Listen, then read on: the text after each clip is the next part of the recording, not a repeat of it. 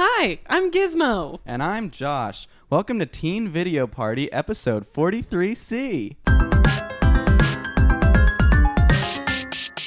Do you teens like horror? Well, here's something scary. You know antibiotics? Like the type of medicine that's been kicking bacterium keister for 70 years thanks to Big Daddy Alex Fleming?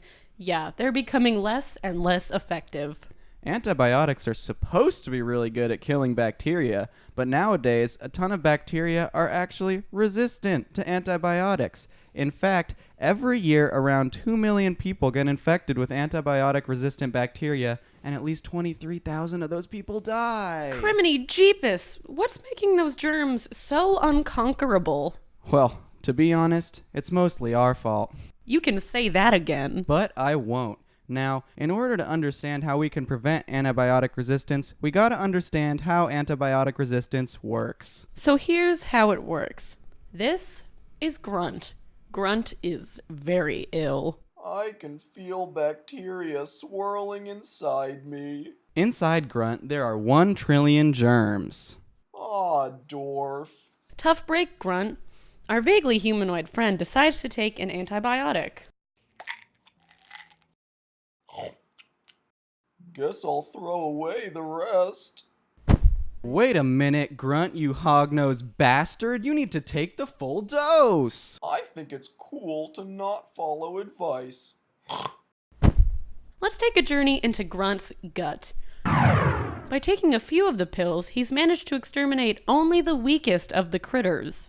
Now, the surviving buff germs, the ones who can really step to the antibiotics, are gonna reproduce. Looks to me like Grunt is full of even more dastardly pathogens than before. Uh-oh, if only Grunt had heeded our advice, he wouldn't have contributed to antibiotic resistance. I am slain. So, what can be done about this kind of thing? I'm glad you asked. Well, it was in the script. First of all, don't be a grunt. When you're prescribed antibiotics, take the whole dose. Don't wuss out after a few days, even if you seem to feel better.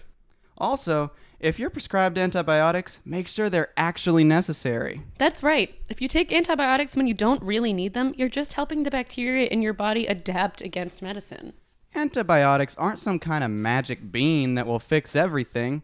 Not every sickness can be helped by antibiotics. For example, they don't affect viruses at all. Lots of doctors overprescribe antibiotics, and that's a real problem. Isn't that right, Dr. Mandiablo? I don't know what you're talking about. Who let Dr. Mandiablo in here? Shoo! Shoo! Unfortunately, antibiotics are often put into the food we consume. So what does that mean?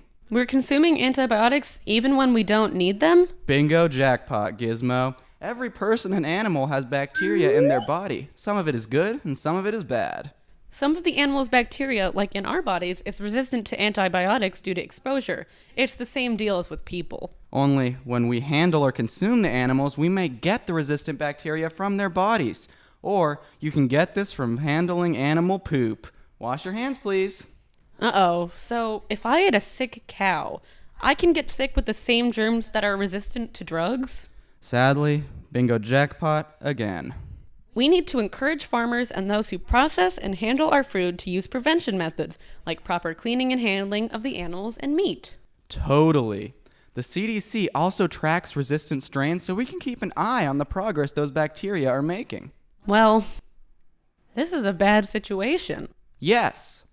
What we need to remember is to be cautious with our use of antibiotics so we don't run out of an important resource to modern medicine. Encourage your doctors only to give you those sweet, sweet antibiotics when you really need them. Be mindful of the food you consume, and as always, stay teen.